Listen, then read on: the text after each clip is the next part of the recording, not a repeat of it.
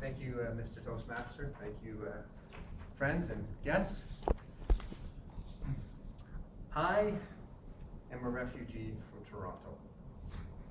More than 20 years ago, I escaped the big city. Now, I was born and raised in Scarborough. I grew up there. My parents, in fact, still live in Scarborough in the family home that they bought as newlyweds in 1962.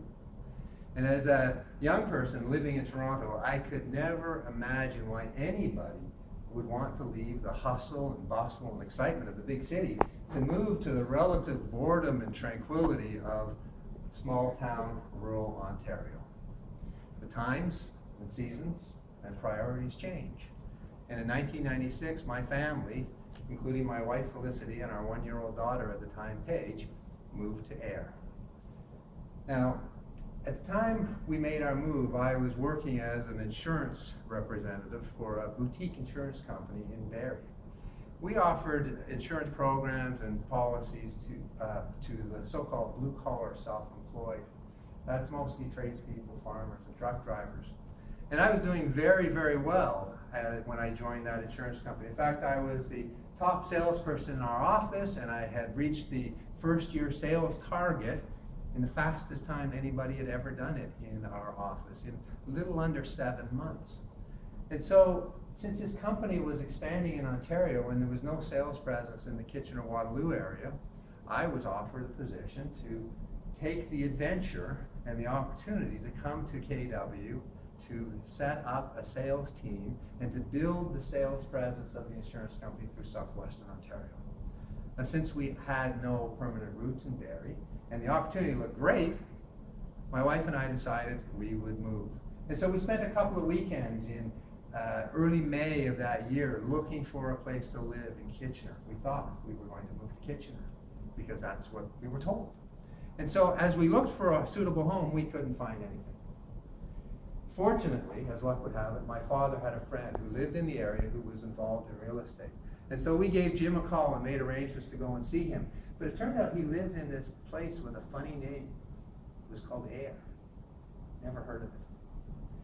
And when we arrived in Ayr, it was the end of May. We arrived in Ayr to meet with Jim. And if you know the town, you know how beautiful it is in the spring. There's the mill pond in the middle of town with the park surrounding it. And in early spring, or late May as it was, the trees are in full flower. Beautiful colors and fragrance throughout the town. Well, my wife was in love with the place already. And as it turned out, Jim knew of a house that was coming on the rental market but had not yet been advertised. And so he called his friends who were renting that house. It was on Stanley Street, one of the main streets in town. A house that was built in 1860. A cottage, really.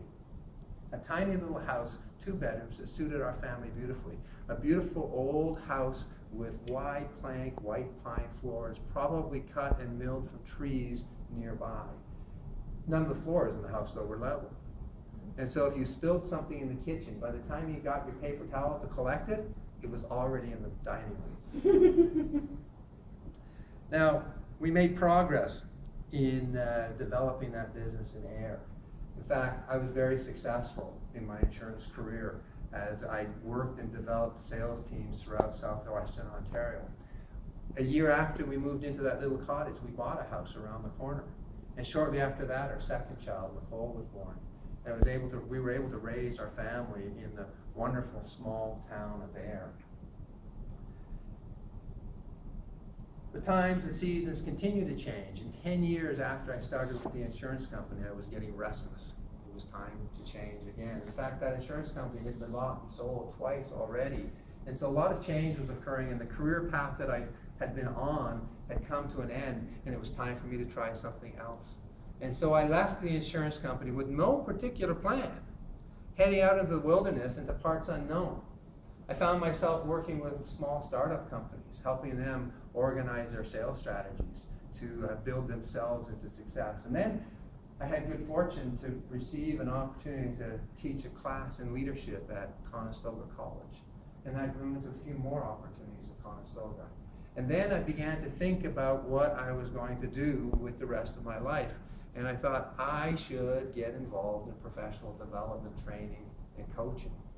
And so I started looking at business development research, and I found a company located in London called the Achievement Center, which offers franchises and licensing opportunities for me to be able to use content already established and business practices and business development practices that were already proven. And so 5 years ago, I joined that company, and I haven't looked back since. I still live in Ayr. When my children are now grown. My daughters both live in Guelph, attending the University of Guelph. My oldest daughter, Paige, is a fourth-year engineering student who is planning to go to the University of Toronto next year to continue with her master's degree. My other daughter, Nicole, is a second-year art student. She's also on the varsity track team of the university and is the 2016 Junior Canadian Bronze Medalist at 200 meters. So who knows? Maybe in 2020 we'll see her wearing Canadian colors in Tokyo. Times and seasons change. We are now empty nesters. We still live in Ayr. Being an empty nester gives us the opportunity to, my wife and I, to sit on the sofa and stare at each other or binge watch on Netflix. Or, better yet, it gives me the opportunity to enjoy new adventures such as Toastmasters. Thank you.